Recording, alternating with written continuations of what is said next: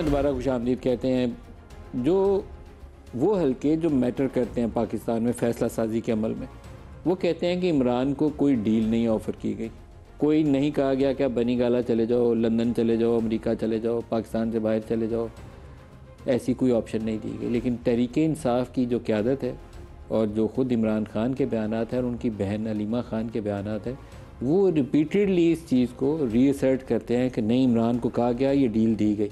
आज अलीमा ने दोबारा बयान दिया, दिखाइएगा।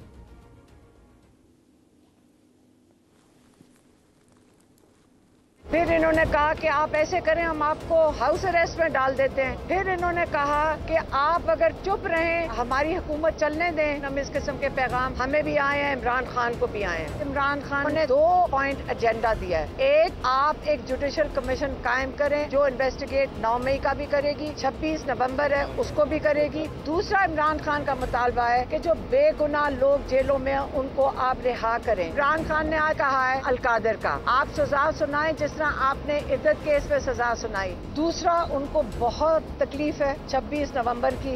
उन्होंने ये भी कहा कि जो लोग इस वक्त तक लापता हैं उसके ऊपर क्यों नहीं आवाज उठाई जा रही।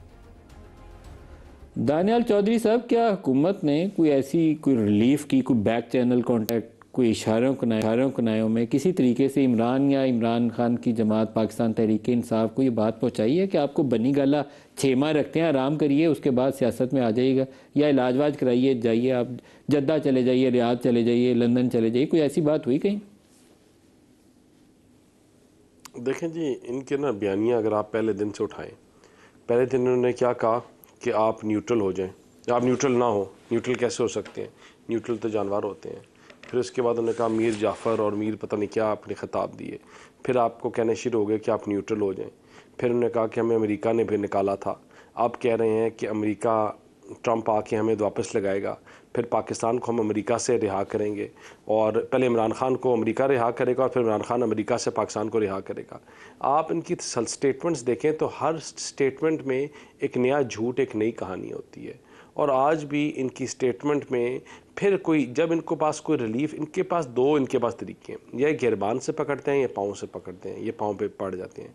आज जो ये अब ये बयानिए और ये स्टेटमेंट्स दे रहे हैं, ये इसलिए दे रहे हैं कि आगे ये जो अपनी पिच है उसको हम, या उसको निगोशिएटिंग स्किल्स को, या निगोशिएटिंग जो चीज़ निगोशिएट करनी है उसको मेरे ख्याल से कोई दोबारा कोई नया रुख या वो चीज़ देना चाह रहे हैं।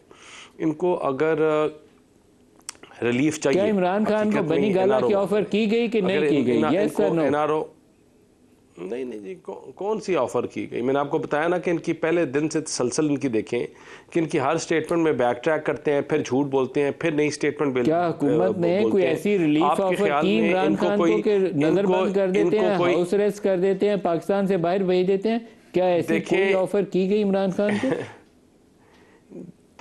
देखें, आप मुझे एक बात बताएं, आपके ख्याल में इनको फ़र्क पड़ता है कि इनके वर्कर्स को क्या हो? इनको फ़र्क पड़ता है कि लोगों के साथ क्या सलूक हो रहा हो या क्या हो? ये जब इनके अपने बच्चे बाहर बैठे हुए थे और लोगों के बच्चों को कह रहे थे, सुने ना सर, जब इनके अपने बच्चे, मैं उसके जवाब देता हूँ, लेकिन जब इनके अपने बच्चे बाहर बैठे हुए थे, लोगों के बच्चों को कह रहे थे कफन बांध कर आओ, जो लोगों के बच्चों को कफन बांध कर कहने का, आने का कह रहे होते हैं, उनको फ़र्क पड़ता है? इनको कोई ऑफ़र नहीं की गई। ये चाहते हैं इनको ऑफ़र्स की जाए, ये चाहते हैं, लेकिन इनको ऑफ़र या चीज़ें जो हैं ये इनको हम नहीं कर सकते। इनको ये चीज़ें जो हैं ये 9 मई के फ़ैसलों के बाद चीज़ें खुल के सामने आएंगी। ये कौम के सामने आके माफ़ी मांगेंगे।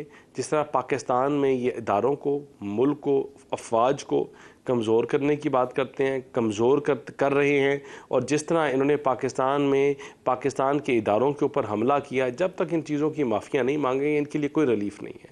और मैं आपको एक बात बताऊं, फाइनली जज साहब, क्या कोई ऐसी ऑफर हुई? ये बार बार क्यों आपकी जमात से आता है कि बनी गाला चले जाएं, बाहर चले जाएं? कोई ऐसी बात की किसी ने, या आप लोग तवक्को रख रहे हैं कि ऐसी बात की जाएगी? मलिक साहब, मेरा ख्याल है कि ये सारी लुबे लबाब एक ही बात है कि इस वक्त अगर इनकी जान छूटनी है ना, तो वो अपना अडियाला जेल से ही छूटनी है। ये तो तयशुदा बात है। और ये इनकी ऑफ़र्स बैकडोर पे इन लोगों ने क्या क्या मीडिया टीवी पे आकर ये लोग एडमिट कर चुके हैं सारा कुछ, कि अब हमें पता है कि इमरान खान साहब जो हैं इनको अगर हम लेकर आ गए तो ये तो हमारा सत्यानाश कर देंगे। और ये घबराए किसने हुए हैं, ऑफर ये की इमरान डरे हुए खान हैं, को? आप ही बता इनका दें। दिल दानियाल ये साहब कर ने रहा तो है। नहीं बताना ना, आप बता दें कौन ऑफर लेकर आया और क्या ऑफर दी, मुझे आप बता दें। जी देखें, मैं खुद तो खान साहब से मिला नहीं हूँ, मेरा भी सोर्स हमारे सीनियर लीडरशिप ही है, और मेरा ख्याल है कि अगर हमारी सीनियर लीडरशिप ये स्टेटमेंट दे रही हैं तो वो बिल्कुल उनके पास मुस्तनद राय हैं तो वो दे रही हैं, ऐसे नहीं दे रही। और हम ये पल्स समझ रहे हैं, हम देख रहे हैं कि हुकूमत जितनी घबराई हुई है वो बैकडोर चैनल चाहती है कि खामोशी से खेलकर हाथ बांध कर हमारी जान छोड़ें। उनको ये पता चल गया है कि खान की जो रहाई है वो उनकी सियासी मौत है, वो उनकी सियासी मौत है, इससे वो बचना चाह रहे हैं। हम ये चाह रहे हैं कि हम आपकी सियासी मौत भी नहीं होने देंगे, और हम चाहते हैं कि हम आपके साथ बैठकर पाकिस्तान को उस ट्रैक पर लें जो हकीकी मानों में पाकिस्तान डिजर्व करता है।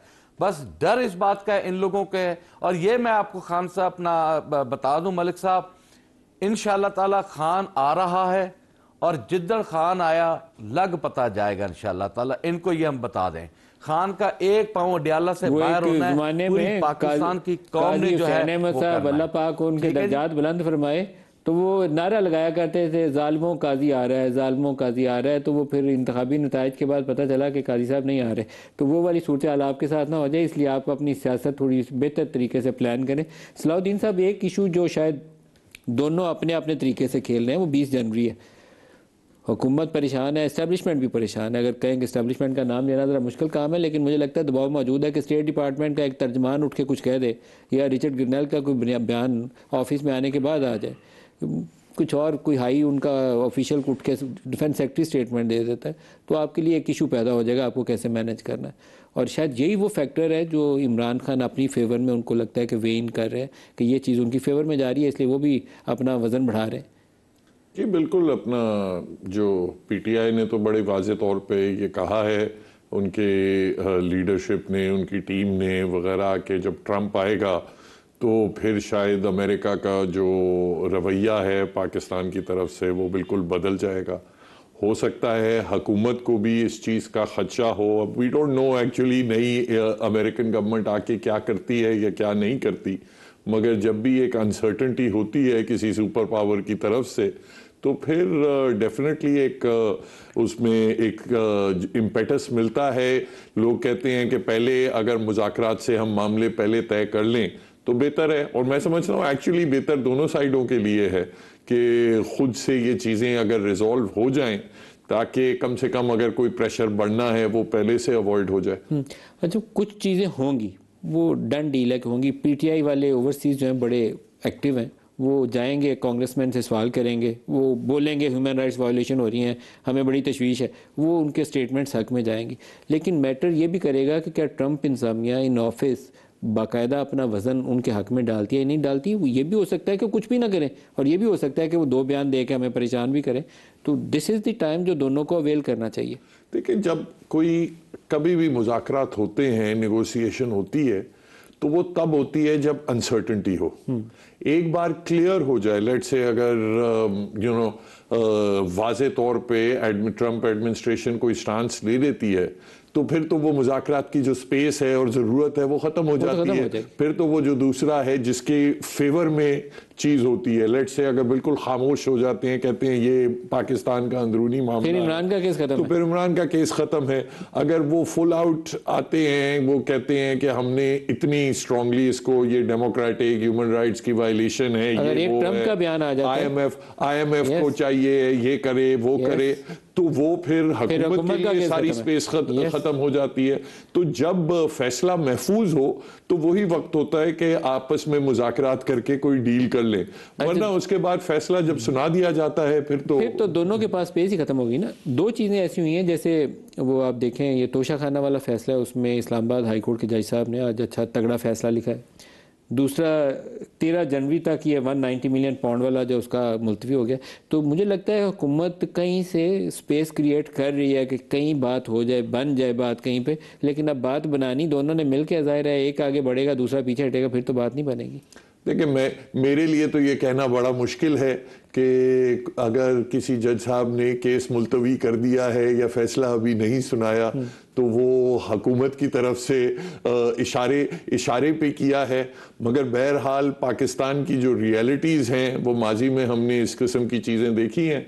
दूसरी, जब बात होती है कि इमरान खान की रिहाई की, अभी गवर्नमेंट की तरफ से भी, वैसे तो गवर्नमेंट कहती है कि ये केसेस जो हैं हमारे पास बड़े मजबूत हैं, ये सियासी केसेस नहीं हैं, ये कानून पे पूरे उतरते हैं। तो अगर ऐसा ही है तो फिर तो हुकूमत क्या कर सकती है? अगर एक क्रिमिनल केस बना हुआ है कुछ लोगों पे तो हुकूमत उसमें क्या स्पेस दे सकती है? But obviously the realities of Pakistan are that जब पॉलिटिकल एक कॉम्प्रोमाइज होता है तो जुडिशरी के फैसले भी फिर वो, लेकिन 8 फरवरी से पहले जिस तरह वो 3 केसों में 32 साल की सजा दी थी तो उससे आपको आज़ादी तो नजर आ गई थी, नजर आ गई थी ना। उसी चीज के खिलाफ जो बार एसोसिएशंस हैं, मजीद जो जुडिशरी को कंट्रोल किया जा रहा है, उसी चीज के खिलाफ बार एसोसिएशन आवाज उठाती है। आपकी बार एसोसिएशन भी कंप्रोमाइज अगर ना होती तो आपको ये दिन ना देखना। अगर ये बिल्कुल आप सही कह रहे हैं, हमारी बार एसोसिएशन जिस तरह बाकी इदारों पे इस्टेब्लिशमेंट ने कंट्रोल किया है, उसमें बार एसोसिएशंस पे भी काफी हद तक नहीं, इस्टेब्लिशमेंट ने बार एसोसिएशन को डंडा नहीं मारा। इस्टेब्लिशमेंट आपकी बार एसोसिएशंस को जहां से फेवर्स मिलती हैं वो फेवर्स लेना बंद कर देते तो वो आज़ादी से फैसला कर लेते। वो एक लंबी बात है, ठीक है। मगर आप बिल्कुल सही कह रहे हैं कि बार एसोसिएशंस की आज़ादी सल्ब करने के लिए। दानियाल साहब, अब बात आगे कैसे चलेगी? हम तो सब चाहते हैं टू बी ऑनेस्ट कि मसला सियासी तरीके से हल हो जाए, पाकिस्तान आगे चले। शुक्र है कि इकॉनमी जो गिर रही थी गिरनी रुकी है, इन्फ्लेशन काबू में आई है, लेकिन इसको आगे चलाने के लिए सियासी इस्तेहकाम चाहिए। मेरा ख्याल है लेस देन 1% ग्रोथ है फर्स्ट क्वार्टर की, तो एवरीवन नोज के दिस इज़ नॉट इनफ। आपकी 3-4% से आबादी बढ़ रही हो तो आपको तो 6-7% सस्टेन्ड ग्रोथ चाहिए। बॉल अब आप सियासी लीडर्स के कोर्ट में, आप ही लोगों ने फैसला करना है। नदीम साहब, अगर तो आप एक्सपेक्ट करेंगे कि सियासी इस्तेकाम आपको उस जमात से मिलेगा कि जिसने जब IMF पाकिस्तान के साथ मुज़ाकरात कर रहा था वो अमेरिका में खड़े होकर IMF की बिल्डिंग के बाहर अपने पुतले जला रहे थे और अपने अफवाज को गालियां दे रहे थे और कह रहे थे कि पाकिस्तान के गरीब बेरोज़गार मज़दूर के साथ आपने मुआहदा किया तो हम सिविल नाफरमानी करेंगे, मुल्क को बंद कर देंगे, आग लगा देंगे। अब अगर आप एक्सपेक्ट करते हैं कि आपको सियासी इस्तेकाम उस जमात से मिलेगा कि जब चाइना का प्रेसिडेंट CPEC साइन करने के लिए आ रहा था तब भी डी चौक उन्होंने खोलना गवारा नहीं समझा और वो पूरा ट्रिप सबटाज किया। अगर उस जमात से समझेंगे जिन्होंने अपने शोधाओं के मुजस्मे उड़ाए और फिर अगले दिन रिहा होकर ये स्टेटमेंट दी उन्हीं के बानी लीडर ने कि जो हमले किए हमारे बंदों ने, उन्होंने ठीक हमले किए क्योंकि जहाँ से मास्टर माइंड का प्लान था वहाँ ही हमले करने थे, कोई प्राइम मिनिस्टर हाउस में तो नहीं करने थे। और फिर उसके बाद ये स्टेटमेंट दी कि मुझे फिर पकड़ेंगे तो फिर इन्हीं जगहों पे हमले हो गए। अगर आपने इस माइंडसेट के साथ आपको ये बिलीफ है या आपको ये यकीन है कि हमें इनसे पॉलिटिकल स्टेबिलिटी मिलेगी तो आपको कभी भी नहीं मिलेगी। ये पाकिस्तान की पॉलिटिकल स्टेबिलिटी इनकी सियासी मौत है, क्योंकि इनकी जो सियासत है वो कारकर्दगी के ऊपर मबनी नहीं है। इनकी सियासत जो है कारकर्दगी के ऊपर लोगों को इकट्ठा नहीं किया। इन्होंने मुसलिनी की तरह और नाथीज़ की तरह नफ़रत की बुनियाद के ऊपर सियासत की है। कभी उन्होंने पठान कार्ड खेला, कभी उन्होंने सूबा कार्ड खेला, कभी उन्होंने पंजाबी कार्ड खेला और कभी कोई और कार्ड खेला, लेकिन तमाम कार्ड्स नफ़रत और तफरीक के खेले इन्होंने।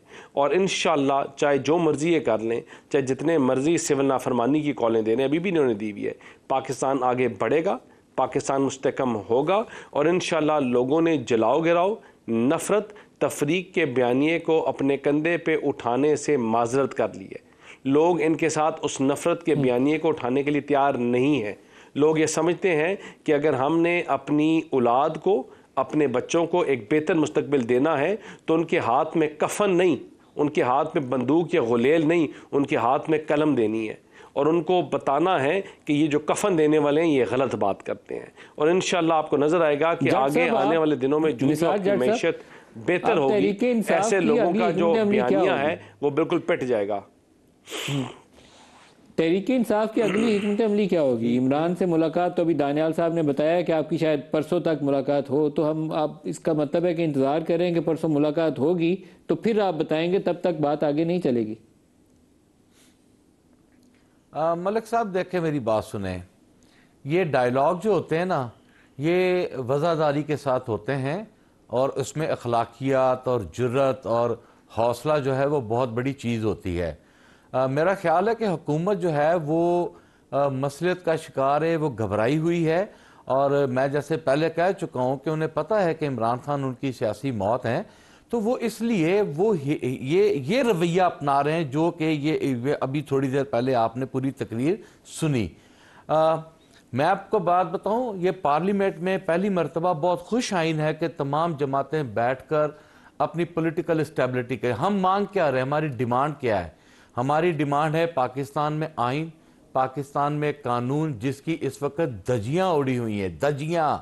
ये मुझे नहीं पता कि कौन से कहाँ से ये MNA हैं, पता नहीं कौन से इलाके से हैं। इनको पता होना चाहिए कि आपके थाने जो हैं वो तबाही के दाने पे पहुंच गए, हॉस्पिटल आपके तबाही के दाने पे पहुंचे हुए, आप अवाम की चीखें सर, आपकी स्ट्रेटजी क्या होगी ये नहीं बताया आपने। इस सब तहरीके सर मैं आपको सब बताऊं, हमारी स्ट्रेटजी देखें मलिक साहब देखें, मैं एक बात बताऊं, मेरी बात सुने। अगर तो हुकूमत बड़े दिल का मुजाहरा करके पॉलिटिकल डायलॉग करेगी, बहुत अच्छी बात है, हम हाजिर हैं, हमने अपने आप को पेश किया है।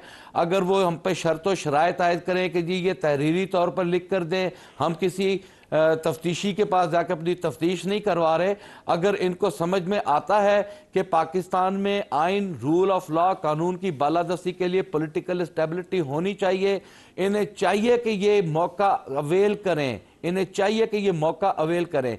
अगर ये मौका ज़ाया करते हैं तो ये फिर पाकिस्तान के साथ ज्यादती होगी। और ये हमें बताने की अब जरूरत नहीं है कि ये हुकूमत किस तरह खड़ी है, किस तरह क्या पोजीशन है। मांगे तांगे की हुकूमत है, पीपल पार्टी के 4 वोट इधर हो जाए ये फारग, MQM इधर हो जाए ये फारग, पल्ले इनके है कुछ नहीं, देने को इनको रह कुछ नहीं गया। आम इंसान का जो लोगों ने हशर किया, मजदूर आपका तबाही के दाने पे पहुंच गया, पार्टी के वोट इधर फारग, MQM के वोट उधर फारग। तो ऐसे ही 10 अप्रैल 2022 हुआ था। वो ये हुकूमतें पाकिस्तान में ऐसी आती है और जाती हैं। ठीक है ना, फिर अगर हुआ था तो फिर आज भी देख, फिर अगर हुआ था तो फिर आज भी देख लें, यही इनके साथ होना है।